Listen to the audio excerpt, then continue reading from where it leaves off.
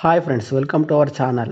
వాజా biopic of a billion boys. ఈ movie ఆగస్టులో మలయాళంలో రిలీజ్ అయి హిట్ కొట్టింది. ఇప్పుడు తెలుగులో డిస్నీ ప్లస్ హాట్‌స్టార్ లో అందుబాటులో ఉంది. రన్ టైమ్ వచ్చేసి 2 అవర్స్ 2 మినిట్స్ గా ఉంది.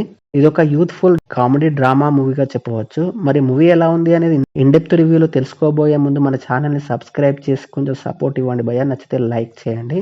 వాజా అంటే మలయాళంలో అరటి మొక్క అని అర్థం. సోమరిపోతు అని కూడా ఇంకో అర్థం ఉంది.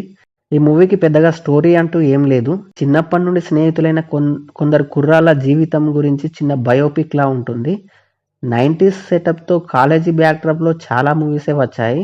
కానీ ఈ మూవీలో కాలేజీ చదివే స్టూడెంట్స్ లైఫే కాకుండా వాళ్ళపై ఆశలు పెట్టుకున్న తల్లిదండ్రులు, వాళ్ళ వెనుక దాగున్న బాధలు, వాళ్ళు తమ పిల్లలపై పెట్టుకున్న ఆశలు కళ్ళకు కట్టినట్టుగా చూపిస్తారు. మూవీ అంతా కాలేజీ బ్యాక్డ్రాప్ లోనే సాగుతుంది.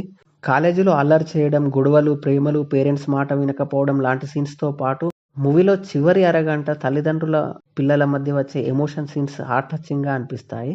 మూవీ చూస్తున్నంతసేపు కొన్ని మెమరీస్ అయితే గుర్తుకొస్తుంటాయి.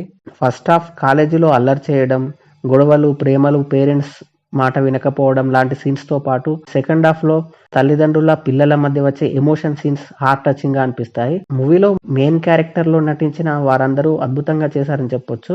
వాళ్ళ నటన చాలా న్యాచురల్ గా అనిపించింది. ఫస్ట్ హాఫ్ ఫన్నీగా కాలేజ్ లైఫ్ ఎలాంటి సీన్స్ తో, సెకండ్ హాఫ్ ఎమోషన్ టచ్ తో ఎంగేజింగ్ గా సాగుతుంది.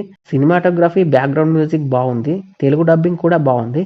ఓవరాల్ గా సరదాగా ఒకసారి చూడొచ్చు అనిపించింది భయ్య. మీరు కూడా చూసేయండి. ఎలా ఉందో కమెంట్ చేయండి. Thank you for watching.